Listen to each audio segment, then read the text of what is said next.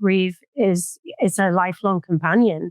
Yes. So I think you just being in direct relationship with it, because otherwise it will consume you, and it will show up as mystery illnesses. I think this is one of the biggest things around unprocessed grief, is it shows up in the body, and the body can only hold it for so long before it shows up and starts, providing material for you to go and take care of it, to go and seek healing.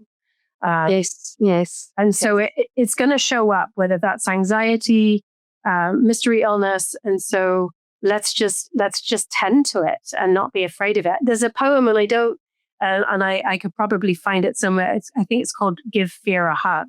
And so really these parts of ourselves, this is part of that somatic listening, it just wants to be acknowledged. It just wants to be, seen, and to realize that it's not as, we can dismantle the uncomfortableness just by giving it a voice, Yes.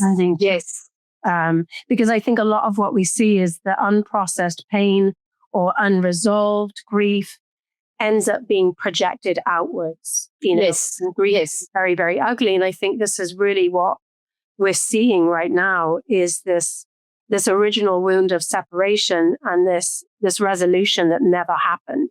And so I think this is what our work is to resolve these polar opposites that we've been taught are separate, and bring them back into wholeness. Yes.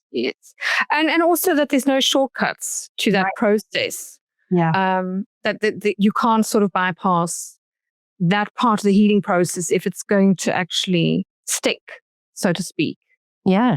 If the alchemy is going to happen, you've got to let the cooking continue, even when it sort of gets to the not so nice bits. But that doesn't mean you have to get stuck there. Right.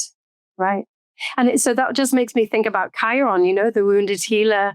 Is that, and how I describe, very simply, Chiron is this, accumulation of all of the material that's come from our wounds, that's then alchemized into this medicine that we then get to offer out and to others, which becomes this living legacy, that we don't leave behind, but we're living as we're moving through life, and it becomes this purpose, or it provides content for this purpose of why we're here and what we're here to do.